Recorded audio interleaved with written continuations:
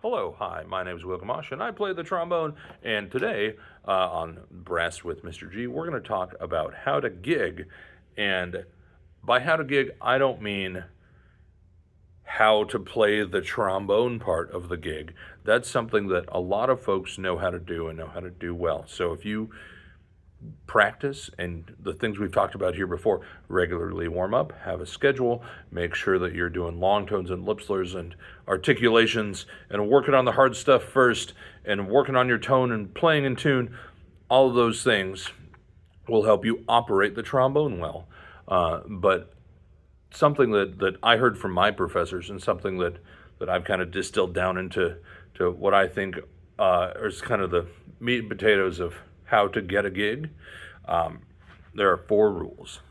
Here they are: play in tune, play in time, be on time, and the most important one, don't be a jerk. If you can do those 4 things, you'll go very far. A lot of people have trouble with that 4th one, and frankly, I think it's the most important. In terms of playing in tune, working with a tuner is great. Nobody sponsors these videos, but I like the Tonal Energy app. It's I think it's a couple bucks. It might be, don't quote me on it, but it's definitely worth it. They're certainly not paying me any money to say that. But that's one that I found is really helpful, has been helpful for my students. You can also find free metronomes on the internet, which is great. It's important to work on your tuning and work with a metronome and all that. That's the playing in tune and playing in time, rhythm reading, all that good stuff. The being on time part can be really challenging, especially if you're a college student, or maybe you don't have great transportation, or you're not in charge of your transportation.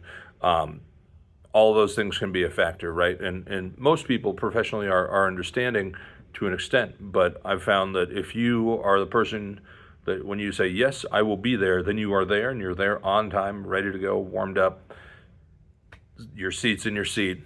Those are the people that get called back. If you're coming in not ready, or coming in right before you're supposed to play, or after you're supposed to play, like, you're not going to get called back. That's a really important. That's something that I certainly have had students that have struggled with that, but that's something that I've found is in my life has really been a big deal. It's also important to, frankly, not be a jerk. A lot of people kind of struggle with that one. There's a lot of strong opinions in the world right now, and if you're playing professionally, or playing semi-professionally, or just playing for fun, those are all valid ways to go out and perform. Make sure, A, know your audience, B, make sure you're always respectful, make sure you kind of know the hierarchy, right? If you're sitting into sub, even if you're a strong player, maybe especially if you're a strong player, even if you're stronger than the regulars in the group, I think it's really important to make sure to kind of defer to the regular members, or if there's a principal or a section leader, or the conductor, all those things.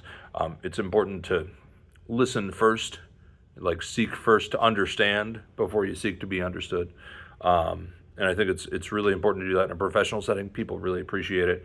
And you've always got something to learn from other people too. Even if your chops are awesome, you've always got something to learn from somebody else, whether they are older and wiser, or do things differently within reason. The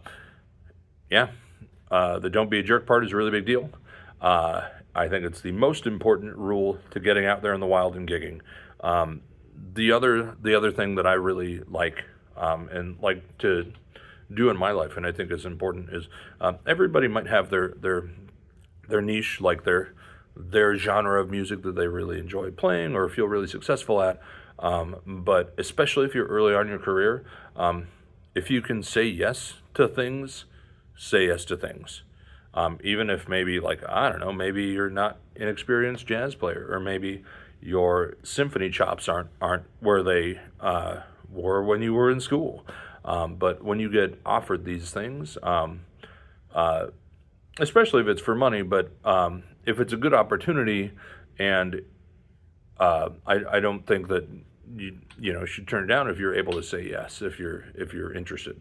That kind of will help broaden your experiences. Some of my most fun professional playing experiences have been in situations that I was new to, or I didn't think about. Like, I play in a ska band now. I never thought I'd be doing stuff like that. Playing polka gigs, playing with brass bands, doing all kinds of stuff, playing in a marching band as an adult. All these things are opportunities that I did not expect to take advantage of when I was in school, or that I expect to have, frankly. And it's, hey, work is work. And if you can be flexible and reliable, you're hireable. In this day and age, when everybody's maybe playing per service and not really playing full-time gigs is often, not only is it important to do that and be able to market yourself a little bit, but if you can be in time, be on time, play in tune, don't be a jerk, you're going to go far. So there you go. Have a good one. Get out there, go practice, go play music with people. Have a good one.